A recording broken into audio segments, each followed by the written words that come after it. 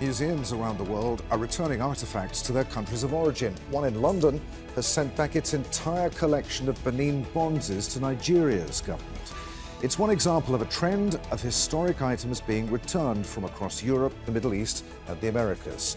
So how can other countries ensure that their cultural treasures are given back and can go on display for generations to come? This is Inside Story.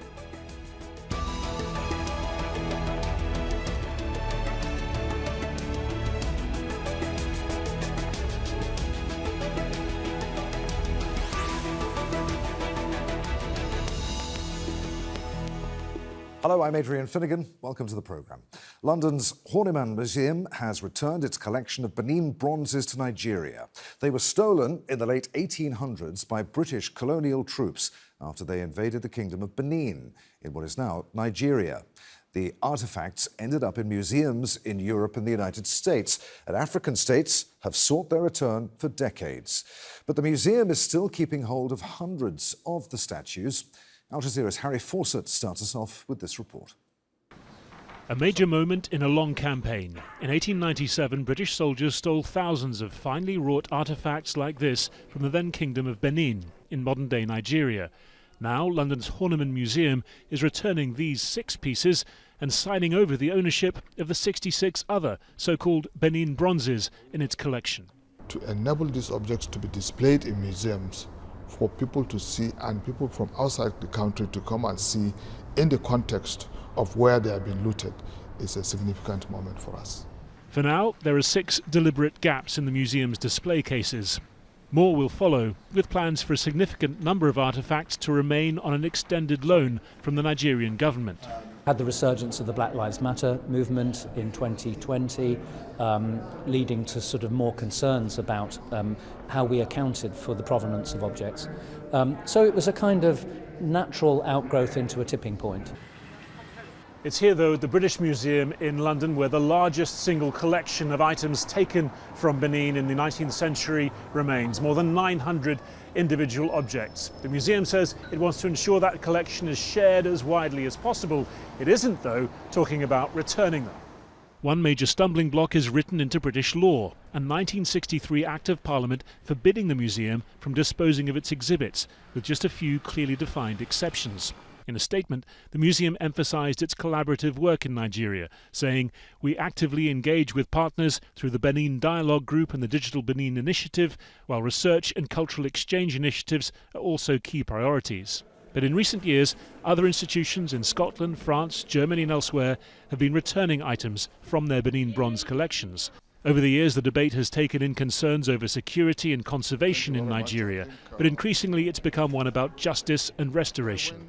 Nigeria's cultural custodians say it's time for British institutions and British politicians to right a historical wrong. Harry Fawcett, Al Jazeera, London. Well, as Harry said there, ancient artefacts scattered across collections around the world are slowly being returned to their original homes. In January, 5 Roman artefacts stolen from the ancient city of Palmyra in Syria were handed back. They've been kept on display in a private museum in Lebanon since 2018. Egypt also has a long list of stolen historical items that it wants back. But that list is long and the whereabouts of many pieces unknown. The golden coffin of priest Nejaman was returned to the sands of Cairo, but that was only after it was spotted in a celebrity photo shoot organised by New York's Metropolitan Museum of Art. And in February, a 700-kilogram Moai stone statue arrived back on Easter Island in the Pacific. It had been housed in a museum in Chile's capital since the 19th century.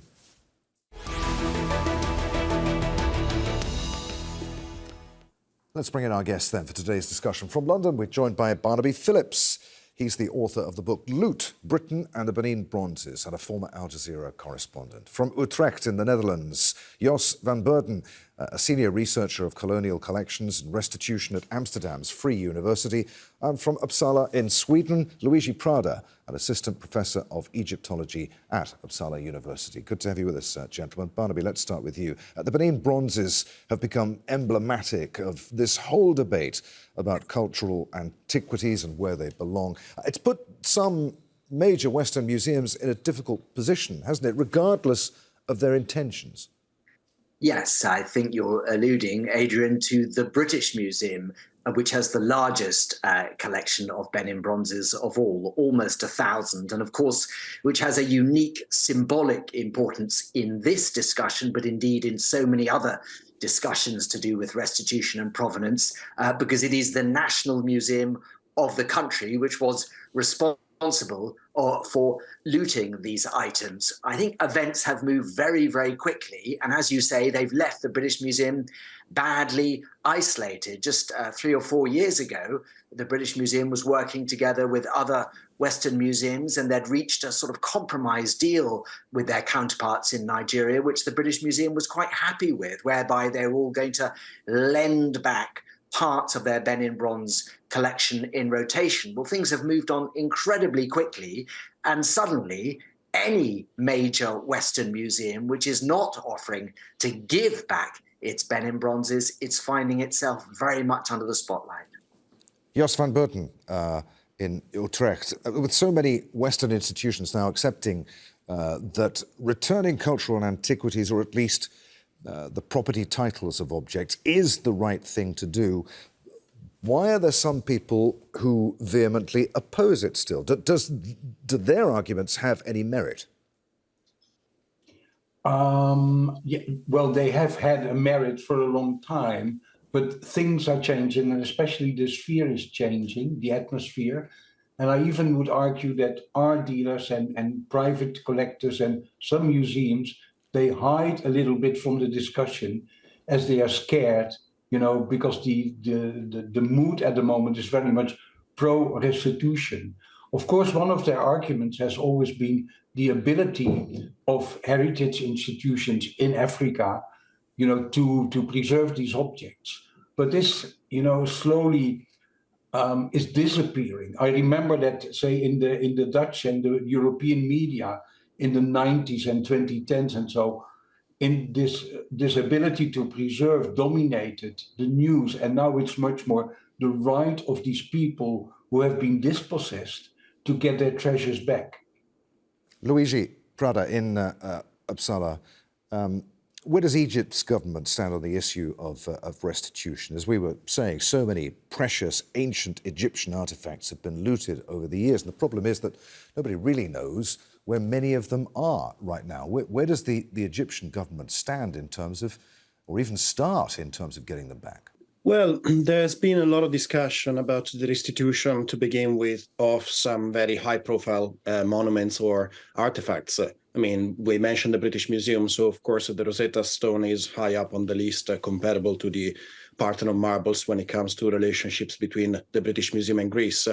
But beyond that, I think that the topic is a particularly hot one for Egypt and Western museum institutions, also because of how many illegal antiquities have left the country over the last decade or so. At the time of the Arab Spring, with the political upheaval, of course, there was a perfect time for antiquity looters and sort of like less than ethical dealers to illegally export antiquities from the country. So indeed, the government of Egypt has filed requests for restitutions. And it is indeed a complicated issue. I mean, it's something. We tend to think of museums as some sort of like cages where ancient objects are, you know, put on display, but basically they just get covered in dust. But museums are cultural institutions. And so museums change as our culture and our societies change. So the topic of restitution is very much a valid topic. And I think what really matters is that we should really not think of it as a zero-sum game. There is this tendency of imagining that if the British Museum is to return these high-profile items, then it's lost for the British public or international tourists coming to London. But it's not that. As we heard, that there's also suggestions of collaborations between countries and museum institutions, long-term loans. So we really should think of it not as a zero-sum game, like somebody's gain is somebody's loss, because it's not that. We're talking about world heritage after all. Barnaby, there are challenges, though, aren't there, for a country like Nigeria here? Perhaps you could outline some of those challenges for us. I mean, there are opportunities too, but is there a danger that Nigeria could squander those opportunities? It's a risk, yes. It is a moment of incredible opportunity, but also jeopardy. But going back into the past and untangling what happened is inevitably complicated. When the British invaded the Kingdom of Benin in 1897, Nigeria didn't exist. Nigeria was a British creation that came into existence some 17 years later, and it wasn't something necessarily that people who lived within its territories had ever envisaged. So we've seen that play out, for example, in the case of the Benin Bronzes. There are different interests within Nigeria, all of whom are acutely interested in the return of the bronzes. There is a federal government with a headquarters in Abuja, which talks about building a national museum. Well, it's talked about doing it for decades, but there's no sign of it existing. There is a state government, Edo State, which is very involved in this issue. And then, of course, there is the Oba, the King of Benin,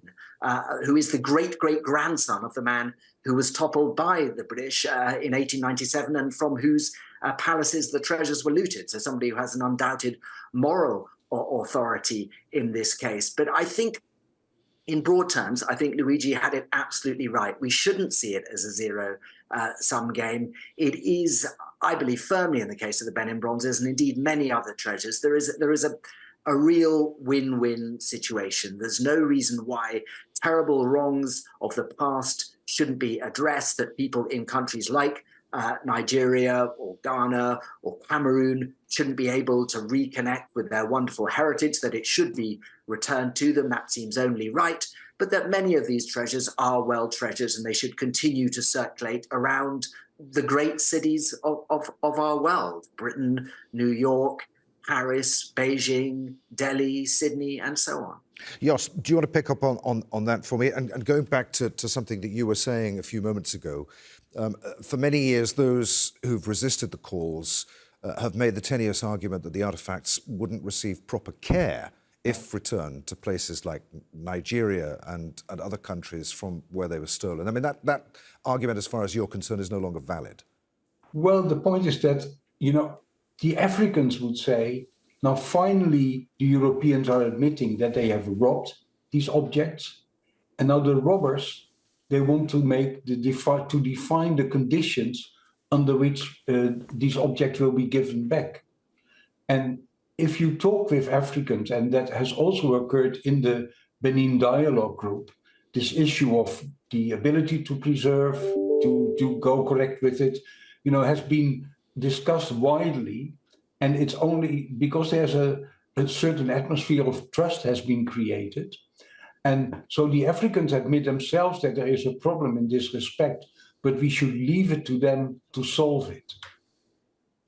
Luigi, perhaps you can clear something up for me for a minute. I just want to, and if you can't, we'll put it to Jos and Barnaby. Can you explain the legal differences between the terms restitution, which we've mentioned a lot so far on the programme, return, and where the term good conscience comes into it? Well, the word good, I can definitely tell you about the word good conscience. I mean, it's also like trying to differentiate between restitution, like legal issues, and also ethical issues. So, for example, the restitution of illegally smuggled antiquities. You mentioned at the start, earlier on in the program, the coffin of Nejamank at the Metropolitan Museum. I can tell you for a fact, within my professional environment, when it comes to museum curators and academics, nobody would ever act in bad faith. But there are serious problems with the antiquities market. The documents of the coffin had been completely made up and falsified. Hence, once the truth came to the surface, the coffin was straight away returned to the government of Egypt and its legitimate owners.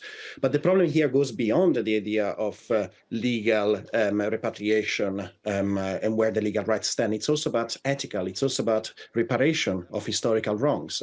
Again, the legal entities that in the past perhaps signed contract and handed over antiquities to European powers, those legal entities no longer exist. Thinking about, again, the British Museum, and in this case, the Parthenon marbles, Well, at the time, Greece was part of the Ottoman Empire, so the official authorities in the end answered to the powers in Istanbul. The same, in fact, also in the 19th century for Egypt. It was a province of the Ottoman Empire. So that's really actually the problem that I think is more difficult to define. Again, where I think that nobody would disagree when it comes to repatriating illegal antiquities. The problem is the ethical issues. And so again, where do we decide, how far do we decide to go when trying to fix the wrongs of history? Luigi, I just want to ask you, take a little sidetrack here for a moment. There are cases where valuable artifacts have been moved in order to preserve and to protect them in times of conflict, especially in recent times in the Middle East. Tell us your experience of that and how it differs from the case of the Benin Bronzes and other stolen artifacts. I'm thinking in particular about places like Palmyra and how in times of conflict you protect sites of archaeological significance. That is a major issue. I mean, yes, Palmyra is a good case, but first of all, in that case, much of it was architectural monuments. So how do you move or protect those? And also like the idea that moving antiquities somewhere else keeps them safe, especially to some other countries. Well, it's highly arbitrary. Many people will actually object and say that a lot of antiquities, including Egyptian antiquities, were lost during World War II in Europe. Plenty of Egyptian collection I can mention in Germany, Leipzig, but also Berlin. Plenty of fantastic antiquities. We only have photographs of them because they were destroyed during the bombings of World War II. So in that case, those things would have been much safer had they stayed back in Egypt or in other countries in Asia, as opposed to being in Europe. So once again, where do you trace this line? It's highly arbitrary. And there's also the risk of, once again, repeating patronizing attitudes of the past. Yes, not all artifacts in Western museums were stolen or taken by force. How does that complicate the discussion that we're having here? Well, it complicates particularly the provenance research. If you allow me to give an example, the Belgian federal government, they have developed a law which says that objects that are proven to have been stolen from Congo, for instance, become automatically the property of the Democratic Republic of Congo. So this property title is transferred. Now they have investigated this, especially for the major Africa Museum in Tervuren near Brussels. And they have about 80,000 objects from Congo. And they have calculated that of these 80,000, 883 are proven to have been stolen. Now, that means, and they argue that 45,000, they have been collected in a correct way, and 35,000, they do not know, they still have to investigate. Now, this is a big problem, because there is very little documentation about these objects, so probably we will never know precisely whether this is booty or not, or whether this was confiscated or acquired in a disputable manner. So how do we handle that? And in my view, the discussion in Europe is currently very much focused on war booty and our feelings of shame, of guilt, maybe, about how we appropriated them. And maybe it should be much more oriented towards the needs of the countries of origin for collections that they need. And if I may give an example, I know that Indonesia, the former Dutch colony, has a restitution committee, and they work now along this line. And they just say, what do we need to have a representative collection of our own cultural and historical past? Barnaby, we heard in Harry's report earlier on about this 1963 law which prevents the British Museum returning some, not all, but some, of the artefacts in its possession. To what extent is the British government in particular passing the buck? The Department for Digital Culture, Media and Sport in the UK has said decisions relating to the care and management of their collections are a matter for the trustees of each museum. Should there be more government intervention here, a driven policy here to guide how museums act? I think the British government is being a bit disingenuous there. Yes, so I mean, just to fill people in, the British Museum Act prevents the British Museum from permanently returning or deaccessioning, as museum people say, objects in its collection, with a few exceptions for which the law has changed in recent years. Objects stolen during the Holocaust and human body parts, human remains. Well, of course, if the law can change for those exceptions, why can't it change for, say, objects looted during the colonial period? People ask.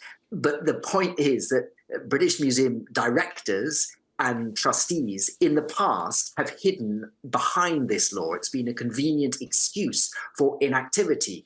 Nowadays, I'm not quite so sure that is the case. In fact, I see the British Museum as a rather divided place, and some curators within it are distinctly uncomfortable about the situation they're in, but they are unable to permanently return the Benin Bronzes, or for that matter, the Parthenon marbles, until the law changes. And that would require a vote in Parliament. And if you look at the current configuration of the British Parliament with the Conservative majority, that seems extremely unlikely to happen short of a general election and a new political configuration. So it is a national political issue which genuinely does leave museums like the British Museum, but also other museums, the V&A, the National Gallery, hamstrung on this issue, undoubtedly.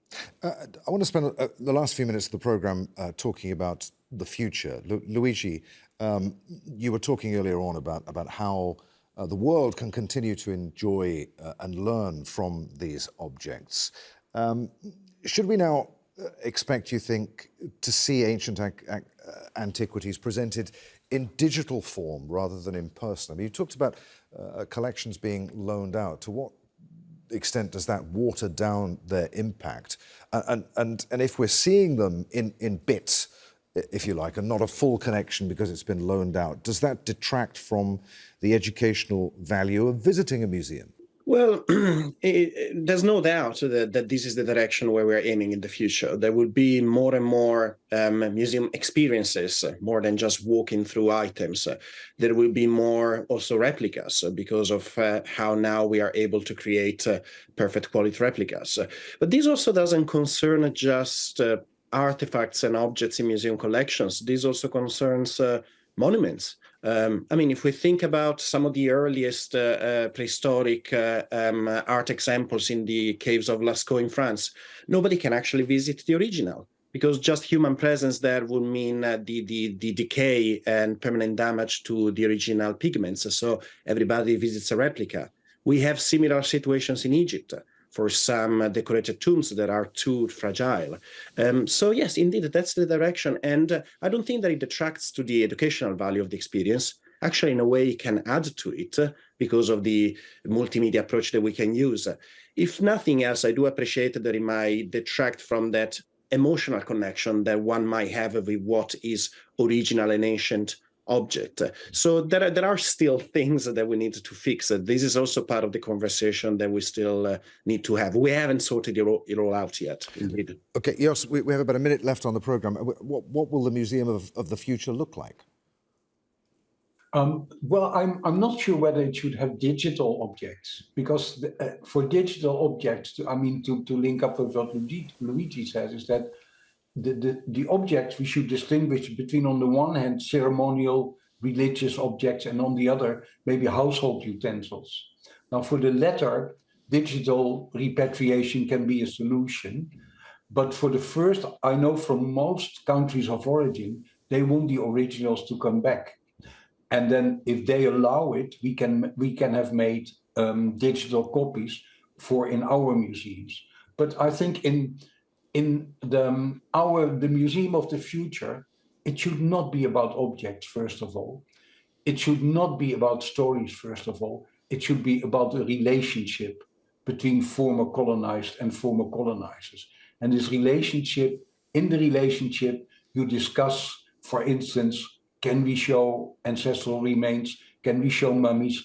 Can we show these sensitive pictures, photographs, etc.? So it's a matter of dialogue for the Museum of the Future. And that, I think, is a great place to leave it. Many thanks indeed, gentlemen, for being with us. Barnaby Phillips in London, Jos van Beurden in Utrecht, and Luigi Prada in Uppsala. As always, thank you for watching. Don't forget you can see the programme again anytime by visiting our website at aljazeera.com. For further discussion, join us at our Facebook page. That's at facebook.com/AJ Inside Story. And you can join the conversation on Twitter. Our handle at AJ Inside Story. From me, Adrian Finighan, and the team here in Doha. Thanks for watching. We'll see you again.